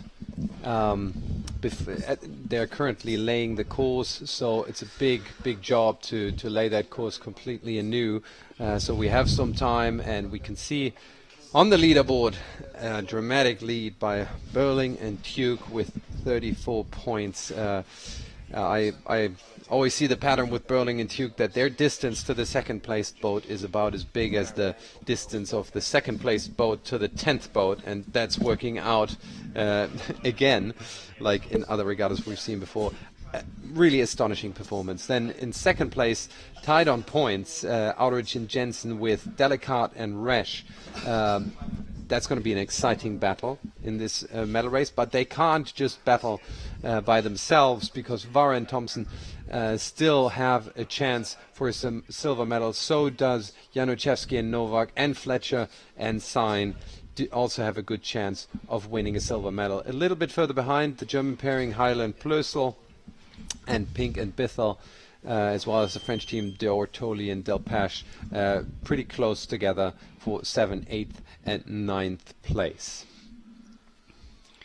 Then Seaton and McGovern, they will make up the medal race fleet, and then from there down Bowton, Sylvan, Gilmore, that's young David Gilmore, I think he's had a good Smith, Paz, Platzi, and Baldstein and Dion make up that 18. So, Andy, we're 10 points, top 10 places into the medal race. Again, we would expect to see a lot of these sailors later in the year at the Olympics. We've spoken a lot privately about the benchmark. The benchmark has been set by the Kiwis. I'm sure the rest of the fleet will do all that they can to try and close them down before Rio. It's a big call though, because what has impressed me with the New Zealand team is they're strong in every condition. And I think the rest of the fleet continue to scratch their heads about what they're going to do to close that gap. I think they keep on looking at them. I'm sure every coach's video camera is focused on that number one sail, trying to work out what it is that these guys do differently. And certainly they'll be watching back through the footage of this week, looking at the onboard footage of how the Kiwis sail the boat. I think that's got some very valuable information for them. They need to get every clue they can. If we can just go back down to the second page, I just want to say something about the Spanish trial, and I hope Ben Ramoka is listening, because he might be able to correct me if I'm wrong. But I believe that, here's what I heard. I heard that the Alonsos, having got the bronze medal at the previous World Championships in Argentina, were using the last two races of Gold Fleet finals to match race Diego Botín out of contention for getting into the medal race, because if he could keep Botín out of the medal race, it stops him getting a top 8 position, which is what the requirement is by the Spanish Federation. Now, when Botín came ashore, he filed a protest, maybe more than one, I'm not sure, but he was desperately trying to get back in to the medal race, to get into that top 10. But if these results are correct as we see them, it looks like Botín missed the medal race by just a single point, which means that Alonso's match racing has secured the Alonso's brothers spot to represent Spain at the Olympic Games in Rio 2016. Well, that's a big call, and they may well be. I'm sure you'll write a little bit more about that later. You've already been doing the research. Look, we look at the top of the pack. We've got the Kiwis against the Aussies. What can we say about the Burling and Tuke? You know, I was just looking through some of my stuff here, and they really have been dominant. This is their 23rd win in succession in the class. And I think Giles Scott in the Finn has had 11 wins unbeaten this year. He's the only other Olympic sailor that can match them. No other class has had an unbeaten year. And I'm talking about all Olympic disciplines. And of course, they double that up by doing America's Cup stuff. Burling won the Moth Worlds. And Blair Tuke actually got 6th in the Moth Worlds, and he was the top first-timer. They don't just sail this class of boat. They sail a range of classes of boat. A-class cats, Moths, America's Cup sailing, and of course their prime goal this year is the 49er. And I got to think that when you sail such a variety of boats, you learn something. And what you learn you can apply to the different disciplines, and also it keeps you fresh. Yeah, I think that's really important. I think all the boats you just mentioned then, the 49er, amazingly, for the high-speed boat that it is probably the slowest of all the boats you just mentioned. So they're probably more used to high-speed apparent wind sailing than any of the other sailors out here, with the exception of Nathan Outridge and Ian Jensen. And maybe it's no coincidence that those two teams hold the top two places. They got into the America's Cup game because they are so good, but now that they are, they're sort of building on that experience even more, and stretching away from the rest of the fleet in terms of that high-level experience. And I could all just to add to that both the guys, both Burling and Tuke, they actually do a bit of killboating as well. Both of them have done Sydney to Hobart's, and I think, I'm not sure if it's public or not, but Blair Tuke has, in the longer-term ambition, to actually do a Volvo Ocean race. So they're true yachtsmen, typical coming out of New Zealand, where boating is such a big part of our lifestyle. But they're not one-dimensional in any form, and I just think that adds again to their repertoire of things that they can bring to the table. That maybe some of the other sailors from other nations that don't have these opportunities that are given to these young Kiwis, it's hard to replicate that. Yeah, I think those opportunities are available in some ways. I think Nathan Outridge was picked up by Artemis Racing just because he happened to be the best at what he did. His nationality didn't have anything to do with it. Obviously, Pete Bowling and Blair Tuke, being Kiwi, were an obvious selection for Emirates Team New Zealand. But yes, now those two are locked into those America's Cup campaigns. They benefit from that broader experience. But as we've also said and commented a number of times this week, maybe the America's Cup commitments are also affecting Nathan Outridge and Ian Jensen. Yeah, I think they're affecting Nathan more than Peter Burling and Tuke because of, I think Nathan has a lot more responsibility in terms of the management. I think Grant Dalton and Kevin Shoebridge down in New Zealand have really been at pains, and Glenn Ashby, who's the skipper of Emirates Team New Zealand, to really keep the guys focused on Olympic, because they're such quick learners and they're winning the World Series anyway, and so it's been carefully managed. So look, one of the other things I'd like to discuss with you, Andy, I was really looking forward to the battle. We're coming up to start, but I'll just say looking forward to the battle with Outridge against Burling. Unfortunately, Outridge has an injury, and that has affected his performance. We'll just go back out to Ben. We're getting ready for the start. Yeah, the guys are in an intense battle here as they fight for start line position. Nathan's on port, drifting into John Pink here, and I'd be surprised if there wasn't a protest, although he has managed to avoid. Nathan's now on port. He looks like he's going to try and find a new hole as he got bounced out of the last one. Julian Dortoli is now also doing the same thing that Nathan just did, so there might be a shift from the left. So Ben talking about Nathan Outridge, so that's Australia 2, that he was getting quite close as we come up to 23 seconds to go. And it's all on here also between the Australians, the Austrians and the Danes, Denmark and Poland really, who have, and I could go even down to Fletcher Sign, who have got a shot at medals, silver and bronze. Coming up to the start, this is the medal race for the 49er here in Clearwater. The gun goes, and it's as the sun sets, it's getting late in the afternoon. Andy, what are you seeing off the line? Someone turned back down and they didn't like their initial start. Individual recall. So someone needs to go back. And I wonder, there's a boat far side. I don't know who it is. I don't know if you can identify it, Marcus. Vara and Thompson stuck their head out quite far. Australia 2 was quite a bit ahead, but it looks like Vara and Thompson was ahead, and they are going back. It's Vara and Thompson who go back. And I can see on board Nathan Outridge that he's looking back, and he was looking back at the starting metal, checking the X flag, whether it went down after Vara and Thompson went back. Maybe we'll just go out to Ben. Ben, did that flag come down on that recall? No, Ben can't quite hear me. We haven't. Just going back to Ben Ramoka. Ben, did the reception to Ben is not that good, but let's check. It's Ben, did that X flag go down? Ben, if you can hear us, did that X flag go down? We'll just bail out of that now. It's amazing that it works so well given the technology that we've got here. But we've had a good run with Ben Ramoka out on the water. So we'll come back to you whether, in fact, the X flag or the individual recall flag came down. If Ben's listening to us, he will relay that back to us as soon as possible. Ireland breaking out to the right-hand side, looking for something different to the bulk of the fleet. Australia and New Zealand looking good on the far side of the course at the moment.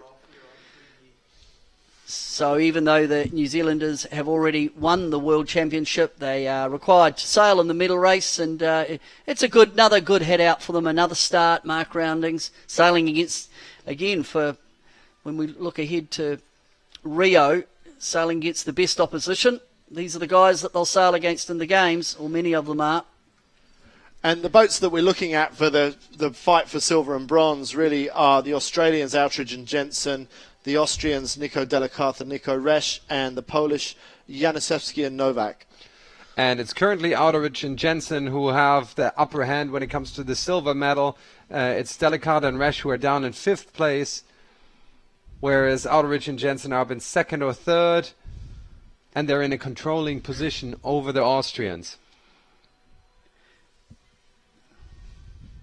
Not so far behind, actually, Fletcher and Sign. I think they look a lot better on the right-hand side than this advantage line actually might make us believe. It's being adjusted as we speak. I think Fletcher and Sign has a good chance to take over the lead on the right-hand side. Yes, they look strong there. Just looking at the tracking angles of the yellow line coming out the back as they cross. And because the wind direction is now so different to what it was on the previous race, we don't really have an idea about which side is going to pay. You can't really work off what's happened on the previous 2 medal races. It's learning all over again. But it should be a lot steadier, shouldn't it? I mean, it should. Well, be... you don't have the effect of the land effect and buildings and obstructions. It really is just rolling down. We're back into more of a northerly. So more of the direction of what we had yesterday, and I suppose if this were to carry on for any length of time, the waves would start to build up, but there's probably not going to be time for the waves to reach any level of significance. Fletcher and Sign continue to look really good in the middle of the course, and they do have a realistic chance to make it on the podium. Actually, if Delicate and Resch drop back any further. Well, Fletcher and Sign certainly going in here with 4th. And they will push as hard as they can to get up. But right now they're looking good in the middle of the course. They're not out on the edges. So depending what happens with the wind, they have left and right options. Whereas the group way on the far side over to the left, if the breeze goes against them, it all gets a bit one-dimensional. Serious battle going on between the Australians and the Austrians. Nathan Outeridge has just tacked on top of Nico Delicate and Nicolaus Resch. So we can see tight battle going on there. Outeridge tries to stay in a controlling position over Delicate and Resch. So Delicate to leeward, Outeridge Jensen to windward, and it's a decent sort of an advantage there for the windward boat. Fletcher and Sign in the lead, and currently just a few points behind Delicate and Resch. 88 points on Fletcher and Sign, 80 on Delicate and Resch, and 83 on Outeridge and Jensen. So it is a really fierce battle for the silver medal here. So it does look like Fletcher and Sign have in fact made the cross. Now they'll tack to windward and ahead of Outeridge Jensen. They are pretty close to that ley line on that side, coming across on port. It's just interesting that it looks like Burling and Tuke have slipped out the back, but I wonder if they just wanted to not interfere with proceedings that's happening around them. They're certainly not engaging with this front group of Fletcher and Sign, Outeridge and Jensen.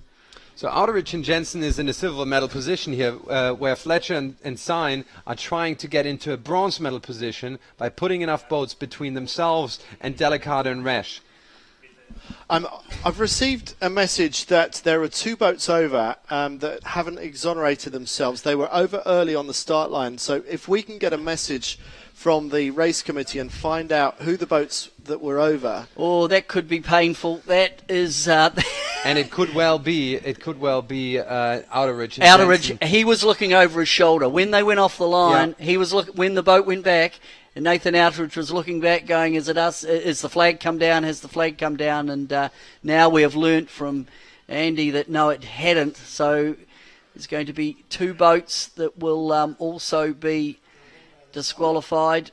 So first around the mark, it will be the English pair of Fletcher and Sign. Next in, it looks like Outeridge. Then we've got Delicate, and I think next round will be Burling and Tuke.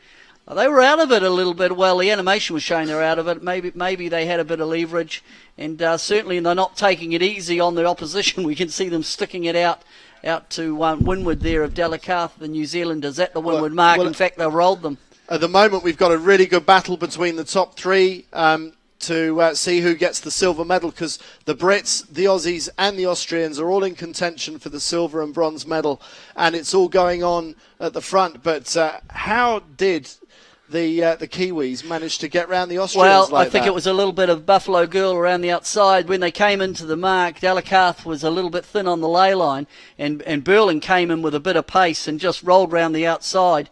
So, look, we've just got a message here from the race control that it in fact is the Australians that are OCS. So that's one of them. So it looks like Nathan Outeridge, he won't know it, but he's OCS for being over the line early. I just got a message popped up on my screen, so that is another talking point. He's had a heck of a week with injury and now an OCS in the middle race. That's bad news for him. So that's going to drop him right out of the medals. He looks a little bit like he knows it. Well, you're doing well to see that from his face. No, I saw him going around the Whitmore mark, and he didn't look happy despite the second position, which is quite okay. I think he has a hunch, and the way they looked back after the start, I think they knew. Yeah. And when the flag didn't go down, I think they knew it was. But going back wasn't an option either at that point. No, you just keep going. There's still someone else. There's one more. Well, possibly. I mean, let's find out if there are any others. We've got a replay of the start, and we can have a look at who was close. So the Danes, we saw them turn back. They know that they were over. Who else? How many seconds to go? Denmark went out. The British could have well been over as well. But so the British are close, and the Austrians weren't far off either. So I wonder if the British. Oh, hang on, no, it's not. That's Pink and Bithell. Okay, so that's not significant. Fletcher and Sign started underneath the fleet. So they were definitely safe. That's good news for them. They were definitely safe. So I think they're in a safe position for a silver medal. Okay, let's go back and see. We'll go back to the racing. Here we go. We're heading down still on League 2 to the bottom mark gate for the first time. So it's Fletcher and Sign. It's Pink and Bithell, Outeridge and Jensen, who we understand are over the line. That's a big gain for Pink and Bithell. And Heil and Plusel, Burling and Took are up to fourth. So, well, talking points. And Andy, they're laying through to the bottom mark gate, but we sit here and we really haven't been told the full story of who else was over the line, but I did receive a message that one of them was Outeridge. If there's anyone else. And flying into this bottom mark is Dylan Fletcher and Alan Sign, making a case for winning a medal here in Clearwater, Florida. Nice drop round the left-hand mark, and looking like they are some way ahead of the next boat, which we expect to be Burling and Tuke. Possibly Outeridge and Jensen, maybe close between the Aussies and the Kiwis for second and third right now. But of course we know that Outeridge and Jensen, we've just been told that they were OCS, they were over the line early, and so this position in this race won't count for them. And there we look at the Australians going round, and they won't be carrying a number 2 on their sail after this week. You can actually see now from our data that I think the Australians have actually disappeared off the screen, so that would indicate maybe that they've the message has got to the people controlling the race. As we come into the bottom, they're currently in 5th place, so that is correct. They're not out of the score of this race, but in the overall scores that you find under sapsailing.com, the OCS is already reflected. So right, that dropped the overall down. So the split at the bottom mark, we've got that gate there with Burling and Took taking the right-hand option. And it was the right-hand option that worked on the first beat. I'm a little bit surprised that Dylan Fletcher and Alan Sign are still going out to the left-hand side, having done so well on the previous beat, because that's another British boat we're looking at there, number 6, being Pink and Bithell. Well, it's that leverage, isn't it? You give yourself a lot of leverage, you've got the opportunity to really make a big gain, but it's a bit risky, and if it goes the other way, as we saw in the FX race, you can just get pounded. So here's the new world champions from New Zealand as they cut away, and we look at the animation heading upwind, and it's Fletcher and Sign. The course is quite skewed now. We can see how the windward mark is laid far to the left-hand side. So a big right-hand shift. So maybe Fletcher and Sign think it's going to go back to the left, or maybe they're just sailing the long tack. Well, that's what one of the sail a long tack first. If you don't know, if you're in doubt, as they keep pushing up towards halfway up. And from a British selection perspective, this is absolutely critical moments for Fletcher and Sign. If they can win this race, if they can get a silver or a bronze medal out of this, then it really keeps their hopes in contention for being selected for GBR later on this year. Okay, well, I've got Ben out on the water. Hopefully you can update us on those OCSs at the start. Yes, I've got bad news for Fletcher and Sign fans. They were one of the two teams OCS. I've also got bad news for our Austrian fans, as Nico and Nico were OCS. So two serious OCSs affecting this final series. Oh, so is it not Nathan Outeridge and Ian Jensen who were over the line? It was the Austrians. Can you confirm that? It's the Austrians and Fletcher and Sign. Can you confirm? Are you absolutely sure? We looked at this start and they had a Portex start. It didn't look like that was the case. I'll go back and double check. Please. Well, a bit of confusion. I did receive a message. I thought I had that it was Burling, so that it was Outeridge. So we'll just get to the bottom of who, in fact, were the OCSs. But it now sounds like it was the English pairing of Fletcher and Sign who are winning the race. That sounds like they're one of them. I get confirmation that Australia too actually was over the line. So it seems like it's the Fletcher and Sign and Outeridge. This is all provisional. Are the two boats that were over the line early? In addition, well, I can confirm Australia too. Okay. So our initial information was correct. Okay. It could be one more boat, but and Ben seemed to think it might be Fletcher and Sign, which would be an absolute disaster for the English pairing. And I would like to get some solid confirmation on that, because I don't think that's the case. Okay, here we go. Back to Ben. Okay, I'm back at the committee boat.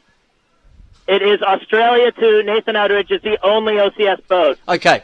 So that's the info we had, correct? That's good. So that's already reflected in the overall leaderboard. So let me give you the score. It's Burling and Hugh who lead, obviously. Delicat and Rash are currently lying overall in second position with 85 points, followed by Fletcher and Sign with 88 points. The battle between those is still on. If Delicat and Rash drop further, Fletcher could still win the silver medal. A little bit behind Januszewski and Novak, who are lying in fourth with 95 points, 7 points between them and Fletcher and Sign. Not a great chance to get on the podium.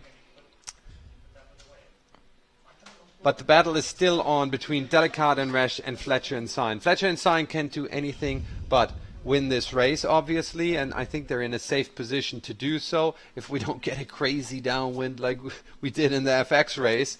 The question is, can Delicat and Rash stay where they are? Will they remain to be fifth? If they lose 2 places, then Fletcher and Sign will actually win the silver medal. Poor old Andy was nearly having a little fit over here when that confusion rain. Yeah. I've never seen you move so quick. But let's say service back to normal, and Fletcher and Sign, they're winning the race. This puts them in a quite a strong position in the GBR setup for possible selection. It keeps them in the game, because they've very much been the second string team in recent months, but I think this is going to prolong the selection a little bit longer. Okay, here's the guys that are going to be pretty unhappy at the back end of this. In fact, they've had an unhappy week, to be blunt. The Nathan is carrying an injury, and to finish the regatta here in Clearwater with an OCS in the medal race, they'll be pretty unhappy about that. But a team to watch, I think, later on in the year, certainly in Rio. They are the gold medalists from London 2012. And, of course, Peter Burling, Blair Tuke with silver there. But I'm sure they are going to be very much in the hunt for Rio 2016. They just would have liked to have kept a decent number on their sail, because they're going to drop down to 5th place. so the Australians provisionally at the moment have gone down to 5th overall, so they fall outside the medals. As we come around the top mark, the top of the pack doesn't change. I'm talking overall now. It's Burling and Tuke, Delacarth, Fletcher Sign make up the podium finishes. But unfortunately for this crew, it is all over, I'm afraid, with Nathan Outridge and Ian Jensen being over early in the middle race. Now, Delacarth and Resch, if we can focus out a little bit, Delacarth and Resch just rounded the windward mark. They jibed away. If they stay in this position, they secure the silver medal, and the next boat following them, that is Seaton and McGovern, they would need to overtake them in order for Fletcher and Sign to win the silver medal. No, sorry, the points are so close. Delacarth and Resch are actually in a secure position. Right. Unless Seaton and McGovern are overtaking them, and they're at the moment sailing away from them. So there's a split going on. So there's last two boats that have come around the mark. There's Seaton and McGovern and Delacarth. If it goes funky, we could actually be doing another rejig of the points. I think it could go funky. You know, that this is a big split, and I don't see why the Austrians are sailing away. Maybe they probably don't know the score down to that accuracy, but they're risking it a little bit here. But normally when they go into a medal race, their coaches or the crews themselves have figured out the math for their finishing positions. As we look here at this is actually Outridge and Jensen. And when we get to the end of this medal race, I wonder how much celebration we will see for Pete Burling and Blair Tuke. Do you think it gets old winning a world championship for the 4th time? Well, two things. No, it doesn't. First up, no, it doesn't. But remember, in the New Zealand culture and the Kiwi culture, it's they've never been a race to show a lot of emotion, let I say, whether it's at yachting level, the Thing of America's Cup, or even our famous New Zealand All Blacks. It's sort of downplayed a little bit, but we might see a little bit of emotion, but I don't think too much. Well, let's keep an eye on that. It'll be nice to see the Kiwis cross the finish line and wrap up their 4th World Championship in a row, making them the absolute dominant sailors of this Olympic cycle. Of course, they are Rolex Sailor of the Year for World Sailing. They got that in 2015 as well. They were Yachtsman of the Year in New Zealand. And they really have just dominated not only New Zealand sailing, but really world sailing in its entirety. They have been a class act. So coming down to the finish, it does look like the GBR pairing of Fletcher and Sign will win the medal race. Remember, Outridge and Jensen were OCS, so they're already been taken off the scoreboard. And Delacarth now has jibed out in coming in on this left-hand ley line. And can they come in ahead of Delacarth and Resch? As we come down towards the finish, if we look at the boats coming in from that right-hand side, I'm not sure. Here we go. Here's the live shots. Now we're back with this is the winning team. This is Peter Burling and Blair Tuke. They went into the medal race really with such a big lead, as they often do. They didn't have to just take it easy. They had it in the bag with 2 races to go. So Peter Burling, Blair Tuke, this is the 4th 49er World Championship that they're going to win. They have not been beaten in a 49er race, regatta, since London 2012. They've won 23 regattas in succession. It's a wonderful performance by these young guys, and they will be the benchmark certainly for Rio as they come in towards the finish. They're just trying to keep away, I think, from the action ahead on top of them. So Burling throws the boat through a jibe. That's it. That's a gold medal in the 2016 49er World Championships here in Clearwater. 4th in a row for Peter Burling. It's his 7th World Champion, as they make a bit of a pat on the back, and Andy, that's about as good as you'll get. Well, you look like you're choked up, Peter. But Well, it's nice as a Kiwi. Well, maybe we should focus on the celebration on the Austrian boat, because it looks like they have secured the silver medal in front of Fletcher and Sign, who win bronze, and the Polish team Januszewski and Nowak, who I think will be very happy with the 4th place. And the Austrians have finished, and I think they'll be very happy with that silver medal. I'm sure they will, and that will be the 4th Olympic Games that those Austrian sailors go to, and they have another chance to see if they can win a medal that they so nearly got at London 2012. And since it's kind of Burling and Tuke against the rest, the Austrians kind of won the rest, right? Haven't they? They are the best of the rest. The best of the rest. You know, I look at the final score and I think of the comment you make, and they won.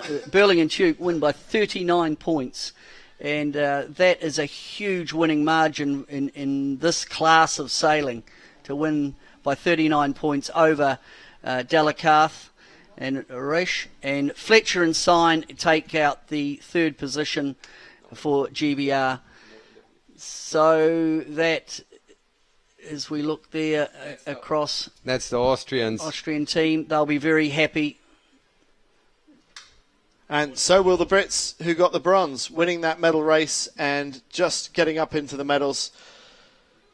Well, it's a top job, top effort by Fletcher and Sign to do the business. It's been a great week. First couple of days, lots of variety.